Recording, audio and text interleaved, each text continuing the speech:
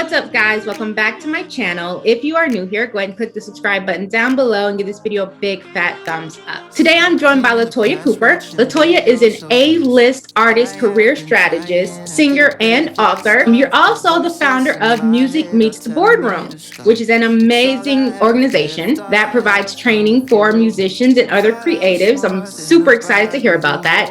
Today we're going to be talking about how you got started in music, the obstacles that you've had to overcome, as well as how other indie artists can overcome some of those obstacles that you had to face. So for starters, LaToya, tell me, how did you start your music career in Oklahoma City? Nobody hears that, like, coming out of Oklahoma. Yes. So Oklahoma, of course, is not the music hub of America, right? So, I had to get really creative about finding outlets to use my talent and gift. And being a born visionary, even at a very young age, I could see forward, right? I could see opportunity even in places that people don't normally see opportunity. So I got really creative and I said, you know what? Pageants. Mm-hmm. There's the talent portion of pageants. So I started out singing in pageants. I would enter pageants just to perform. That's all. That's the only reason I would do it. And of course, it was fun participating in the other elements of talent of the pageants, but my focus was going in and winning that talent portion and being able to have a stage to share my gift with people. And what was happening was craziness. I was winning these pageants. I didn't want to win the pageant. That was not my goal. And I was walking away with these titles and with these placements and things like that. Not only that, it also provided a world of opportunity and exposed me to information and to people and to connections that I would have not had in any other environment. And I come from a family of two parents who went to high school and went straight into the workforce and worked in a factory. My dad worked on a assembly line most of his life. My mom was a receptionist, so that was as glamorous as it got in their world. But once I got into pageantry and started winning pageantry, I was exposed to lawyers and doctors and executives and CEOs and head of boards and things like that, the governor's office, and you're thrust into this environment and you're on your own.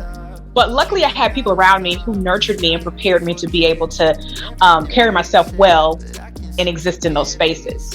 Awesome. That is awesome. Can you share your struggles with depression during this journey? What was that like? Yes. So as I was growing as a young girl into a teenager and into my college years, I was very clear about what I should be doing with my life in terms of being in the creative artist world. Like, I knew that off the bat. However, being from Oklahoma and being from an environment where it's just like one option in life and that's it, I didn't really have the mentorship around me to kind of find an avenue for myself, a path towards that. So I gave into, that common structure of what's considered the American dream, and I followed the path that many follow. Going to college, getting multiple degrees. I'm not talking like one, I'm talking like 4 or 5. That's a long story within itself. Going and getting that corporate paying job, that well-paying corporate job, buying the nice car and the loft and traveling the world and doing all these things that were supposed to, quote, make you happy. And nothing was just fulfilling me in the way that I needed. It was just something always like tapping me on my shoulder and just wouldn't let me rest. And I couldn't figure out what it was. And eventually one day I realized what it was. Art and music was how I spiritually connected. Mm-hmm. And as kids, you don't know or have the answers to things. You just do them because it's natural, right? It's a natural flow of something until something comes in and kind of messes up that flow. And that's what happened with me. So I found myself struggling with depression for 10 years because my spiritual connection and the path in which I used was interrupted. Mm-hmm. And when I realized that and learned what was going on, I said, no more. I can't live like this. And so I was like, God, what do you want me to do? I remember being at like my lowest moment and I was sitting in my car. I had just got off work and I was sitting in my car and I was like crying and I was like, God, I don't know what to do. I just want to be happy. I just want to I just need this, whatever I'm feeling, to go away. And I will do whatever you ask me to do. I don't care. I thought God was going to ask me to move to some random place and be a missionary. Like, I really thought, like, I was like, God, I will do it. I don't care. I just want to be at peace internally. And that's not what he told me. I remember going in the house. I was completely worn out from crying. And by the time I got in the house, laid down, I had forgotten all about the conversation. Next day, wake up, beautiful day, happy, go to work, come home. The second I lay down my bags and things, God said, sing. That was it. And I'm like looking around, I was like, what? Like, what's going on? And he said, make sure I heard very clearly. He said, sing. And I was like, okay. I said I was gonna do whatever you told me to do. But what I was curious about is to why he said that out of all the things. What I realized looking back was he needed me to just start moving so that he could grow me, grow. And so that's what I did. I started singing, and I didn't know where to start singing again because I felt like I was starting all over again. I got a vocal coach and started rebuilding my voice because I was during that 10 years of depression, I was so angry with the world that I just refused to sing. Like, people would come to me all the time and like, hey, can I book you for this or sing? I said, no, I'm not singing anything. I wouldn't sing with the radio. I wouldn't sing in the shower. I was literally angry at God. I was angry at the world, and I was angry at my family. Like, I just felt like everything was like taken away from me, Yeah. And I had to get back comfortable singing again. So that's part of that journey there. But wow, okay, so that's amazing. That is really amazing, and it makes sense. It makes sense that you would get depressed when, like you said, as kids, we know what our passion is. We may not even fully understand why, but we know what we want to do. We know, where God is leading us. Even if we don't hear his voice, we feel that connection with something else that we can't particularly explain. It's like, this is what makes me feel good. So for you to stop doing that for 10 years, I can definitely imagine where that depression would come in, where that unhappiness would come in. I'm sure it happens to all of us. My mom calls me a career student. I've been in school for 10 years, and I am just now getting a degree in something that I'm passionate about. And it really does make that difference. It makes a difference when you try to do something because the world tells you that this is what you're supposed to be doing. You can't do that. It does not work. It does not work when we try to listen to the world. No one should do that. It doesn't work. It doesn't work. And I want to add something onto what you just mentioned is we spend thousands of dollars, right? Getting a degree in something we pretty much kind of know. Like, some people are very clear about where their path is, right? But many of us are not. And so we get a degree because we're just getting a degree. We spend thousands of dollars versus going out and actually being truthful with ourselves and spending pennies compared to the thousands or hundreds of thousands we spend on a degree. We'll go out and do that, but we won't spend $3,000 on working with someone who is an expert in an industry that we truly ultimately want to be in. And I find that fascinating, right? It's to work to break down enough to where you will submit to that and say, hey, this is what I really should be doing, and this is what I really need, and this is who needs to help me, and it's going to cost me $3,000. Sounds like a lot, but it's not compared to the $100,000 you just spent on, whatever degree that you're not even using. Right. And I am guilty of that myself until I realized, like I said, this is pennies compared to what I've invested already.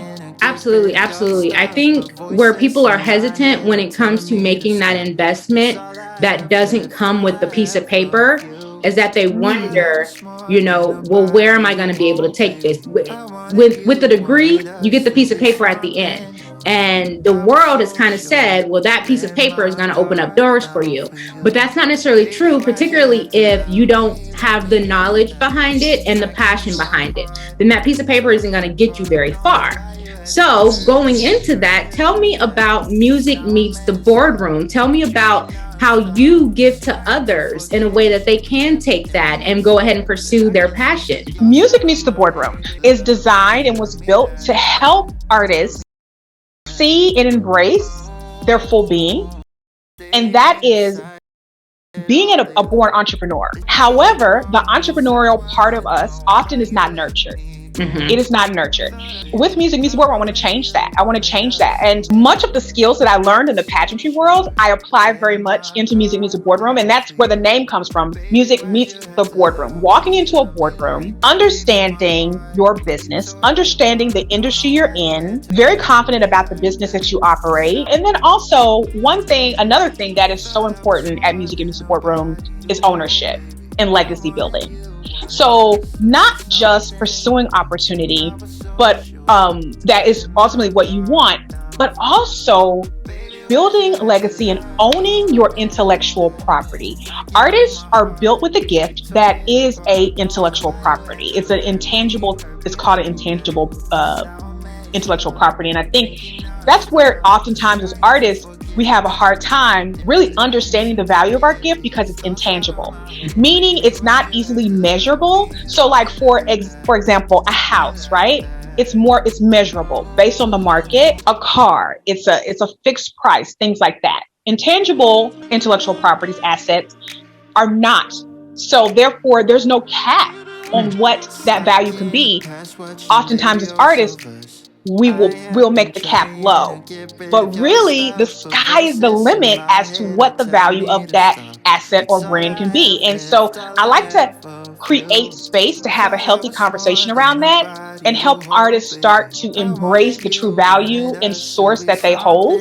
Because the big businesses, they see that, right? So Spotify, let's just use them as an example, they see what that value can be because they make billions of dollars off of the intangible assets of artists. Right. So why can't we see that value, and why can't we truly be benefiting directly from that value? Absolutely. And I have noticed a lot of either people who wanted to be musicians, they'll come out and they'll say, I had the music down packed, I didn't have the business side of it down packed. And even a lot of musicians, celebrity musicians, big name musicians will say, they had trouble starting out because they had the talent. Like you said, it was their God-given talent, but they didn't know how to handle the business side of growing that talent to where it would be profitable for them. I see that as an issue that a lot of musicians face. So you came out with a new book. Tell me about your upcoming book. Yes. So I came out with a book that is designed to help women who are maneuvering a male-dominated creative space industry and help our community as women to have a more, I'm not gonna say more deeper, but continue a meaningful conversation around topics that uniquely affect us. Mm-hmm. Take those conversations and make them more to the forefront and help us as women start to help each other and to reach back and to help those who are coming after us, right? So this book for me was a trigger. I'm gonna tell you why. It was a trigger, okay? Like I was seeing in the news with the scandals, right? And people come forward and sharing their stories about things that had happened to them in the music business or entertainment industry. And every time I would hear these stories, it would trigger me because personally myself, I have dealt with situations that weren't healthy, and I know counterparts who have. And what I thought about was the stories of women who don't have a platform to share their story. Right. And it's not just happening at the senior level of the industry. It's happening at every single level at the end of the industry. And we're going the journey alone, when we really should be sharing our stories more freely with women who are coming in and saying, hey, this is, sorry about that. This is what you are potentially going to be up against or dealing with, and this is how I handled it, or this is how so-and-so handled it, or just be mindful of these type of experiences. There's all different type of things that I talk about in the book. Dating in music. I talk about the male groupie. I don't know if you read that section, but people tend to really like that chapter. I talk about the male groupie and what that looks like and how different that is compared to the female groupie. I talk about leadership in music and building the confidence and leadership and how important that is, because even today, a woman in leadership, a woman owning and running her own business and calling the shots within her business is still hard for some people to digest. Mm-hmm. In the book, I talk about the realities of that and how you really have to show up regardless of how someone else feels. Right. The talent that you have is really a tool. Mm-hmm. And as many artists, we tend to kind of sit really heavily on that gift, that tool, but really what your true power is, the gift of your power is an energy source and a light under that gift that gift carries. And when we understand that, truly what that is, then it gives us more of a clear perspective of how to maneuver and protect that gift so that we're not coming out on the other side, drained and used up and all these things because we will know why we're being kind of like challenged in certain areas, right? Because you've got energy that wants that beautiful light that you carry, mm-hmm. and you've got to protect it because it's such a beautiful gift. That is phenomenal. That's phenomenal because, like, you are completely right. This is a male-dominated industry.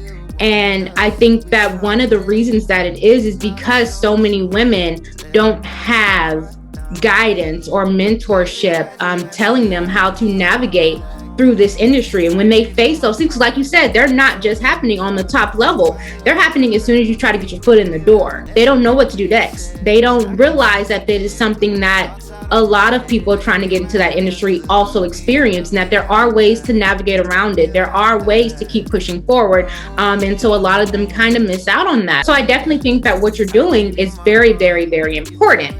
So with that being said, you did take a 10-year gap to, pursue your education and do what you felt like you were supposed to do. Do you regret taking that gap from music?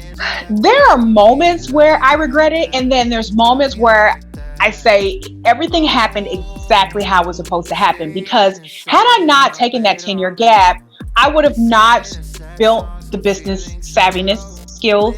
I would not have understand business as much as I do. I wouldn't be as comfortable in the space. So what really happened was I was able to take my experience and everything that I know about music and arts, and then take everything that I know about business and marry the two, right? So we've got 20% music and you've got 80% business.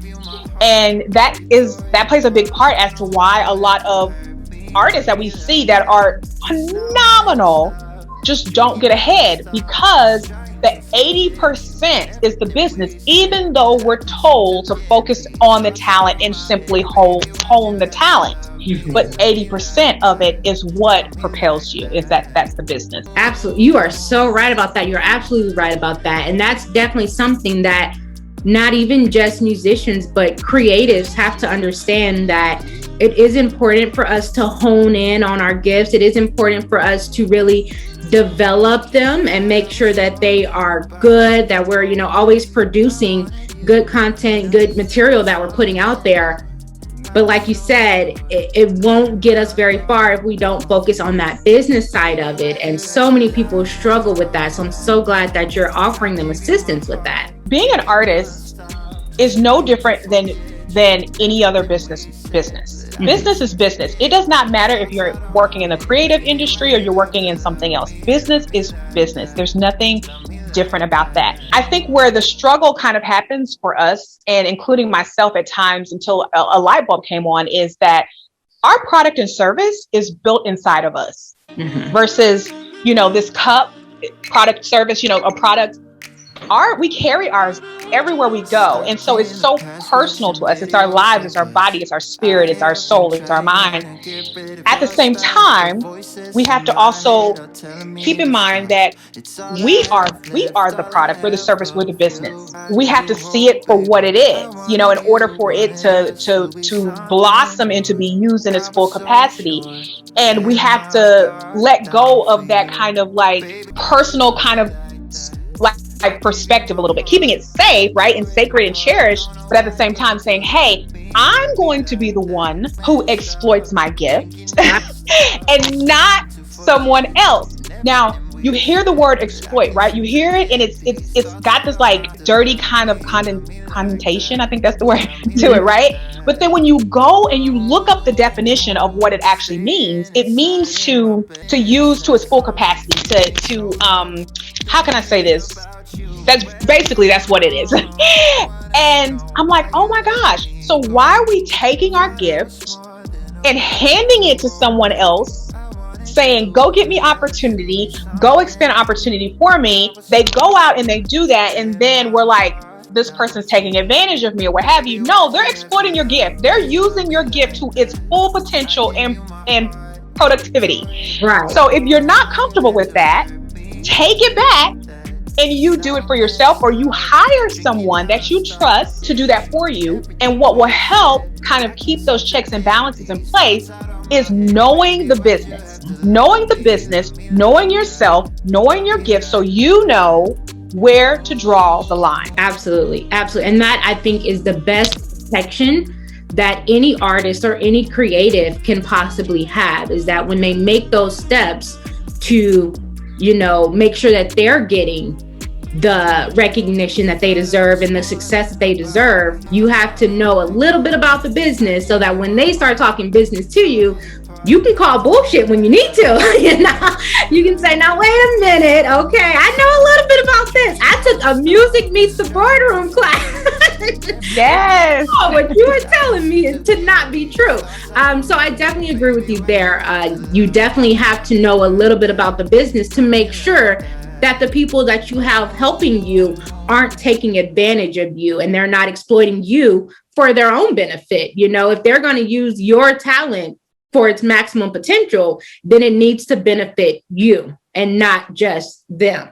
So I absolutely agree with that. So with that being said, what advice do you have for indie artists who are trying to break out into the music career, but are facing a lot of those obstacles that you face? What advice do you have for them? One is make a decision whether you're going to fully commit to what it is that you want. That is a start.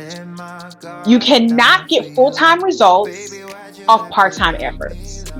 You are either going to go in or you're going to get out, because it doesn't do you any good. You're halfway serving. There's no point in doing that. Unless you're someone who just wants to, casually do it on the side. There's absolutely nothing wrong with that.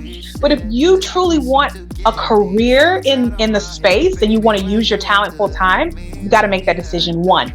2 is the best way to make it as simple as possible on yourself is to get a mentor. Find a mentor, reach out to someone, and don't be afraid to reach out to someone that you think is, oh my gosh, they're like way further than where I am. So what? That's where you want. That's the mentor you want, right? You want a mentor where you are insanely uncomfortable and feel like I'm overwhelmed with like the level of expectation, because you want to be in a space where you're rising to the occasion, right? You're gonna fail, things are gonna happen, but you want to be challenged so that you build a muscle that levels you up to where you want to be.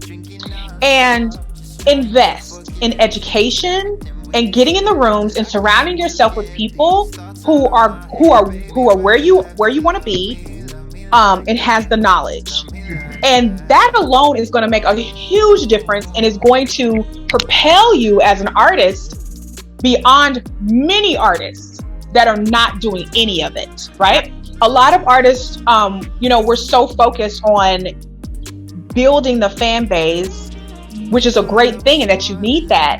But we also need to be building the business, which is going to bring you the fan base, because you'll have the strategy, the smart strategy and marketing kind of know-how to add on to that fan base build as well. Absolutely. So how can people sign up for Music Meets the Boardroom? How exactly do they go about that? How long of a process is it? How can they take what you give them and move on? But tell me, how can they sign up for that? Yes. So the best way to get involved with Music Meets the Boardroom is to sign up for our annual Indie Artist Power Conference. That is every September, and we have one coming up. The early bird tickets are open right now. Okay. We also have a podcast that people can listen to, which is called Music Meets the Boardroom Podcast, and we drop gems on that podcast. Okay, let me tell you, you can learn a lot from that podcast alone. And artists can also get with me directly if they want to work with me directly. I work with artists on a strategic planning for their business and for their career, positioning, and just overall goal setting and helping them move forward powerfully and leveling up. I'm tired of seeing artists working in circles, right? I don't want to see you move like this. Yeah. I want you at least to see you move like this, or like this, or like, you know what I mean? Or like this, you know what I mean?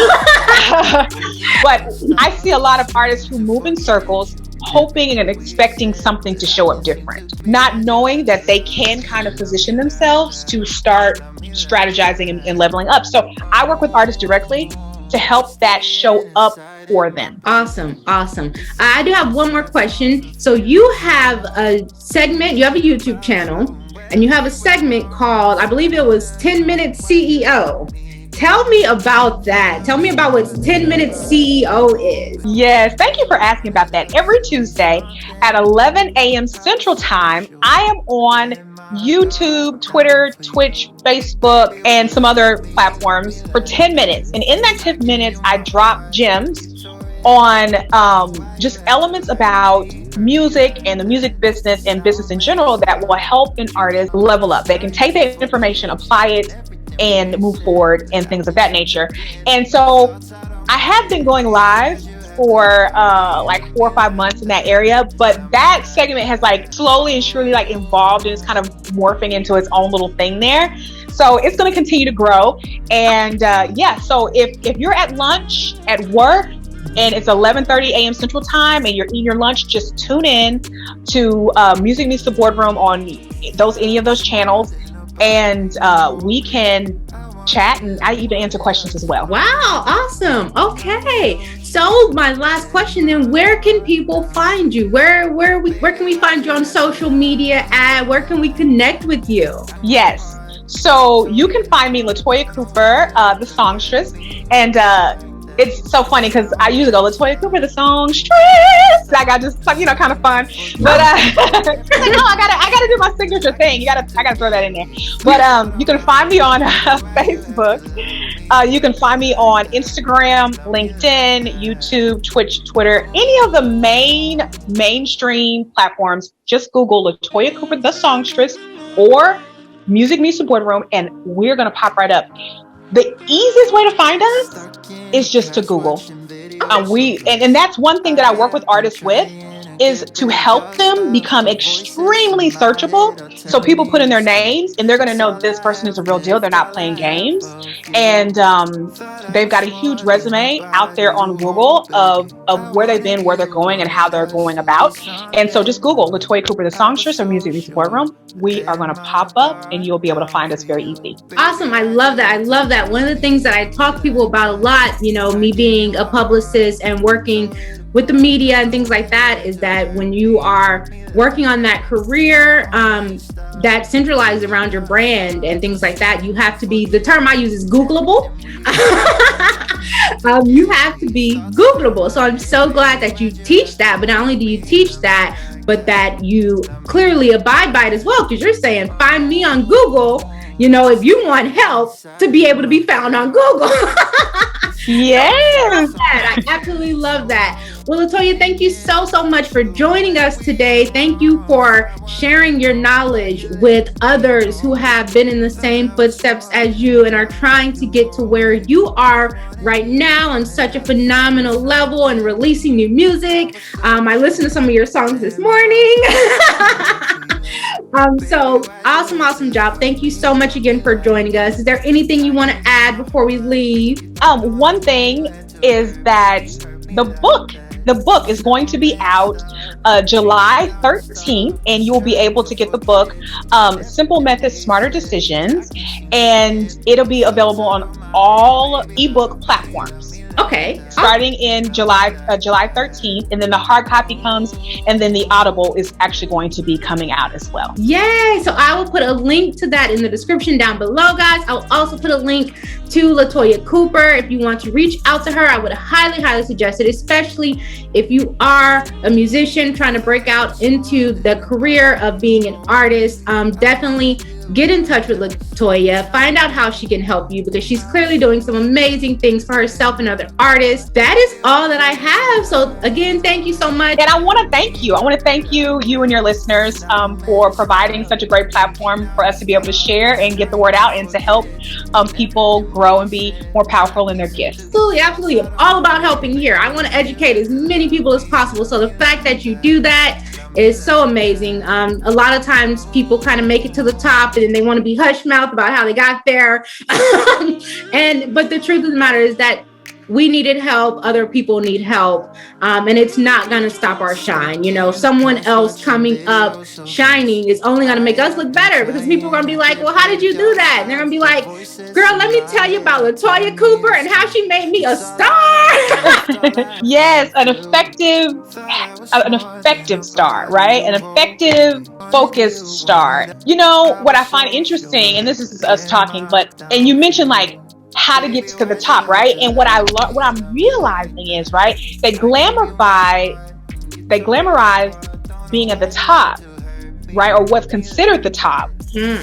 And we slowly are pulling off the layers, and we're realizing that that's not so glamorous at all. And so what I really am working to do to encourage artists is to find their own walk and their own mission and make that successful within itself and define that for themselves versus defining it in a lens through other people's expectations. I think that's so powerful. And I think that's just something we all kind of need in general, right? You know, when it comes to our lives, but you know, when you've only been given a certain example of what success is, how do you expect us to maneuver from that if we don't see or know anything different until we know something different? You know? I completely agree with that. A few years back, before I ever made my first 6 figures, like you said, what success looked like to me was based off of what everyone else had kind of perceived it to be. And it took me kind of doing my own thing and really building up my own brand to even realize that there are people out there who make a lot of money and who are very, very successful and who have, you know, a lot of business, who maybe aren't verified on Instagram, or maybe they're not first page news, you know, every other day, or, you know, you don't see them on reality TV shows and things like that. And that does not diminish their success, and they certainly don't think so. You know, I've walked into rooms with people who are millionaires and maybe their name isn't commonly known. They're very comfortable where they are, and they will tell you, I'm very happy about, you know, who I am, the success level that I achieved. But to me, I'm like, oh, if you are a success, then you must be super famous. Everyone knows who you are. It never even occurred to me that there are people out here who are pretty much doing the damn thing, you know, very, very successful. But because it wasn't what I perceived success to be based off of what's, you know, been told to me or shown to me, I was in shock. And I'm like, oh, I don't know you. I don't want to work with you. No, I want to work with you now. Like, you know, and sometimes we push those people to the side because it's not what we perceive success to be. And in reality, we need to realize that, like you said, we have to define what success looks like for us. But also, we need to realize that success does not equate to having a lot of followers on Instagram. You know, success does not equate to who's popular on Twitter or who's trending on Twitter. And that if we try to only define success that way, that's how we're going to get stuck in that circle. Because that's not only is it not success, but it's not real. It's not real. A lot of the stuff we see, we only see the good side of it. We don't see the bad side of it. We don't see the mud that they had to crawl through to get to where they may be right now. And we don't see what they sacrificed to get there. And sometimes, thank you so much for bringing that up. Absolutely.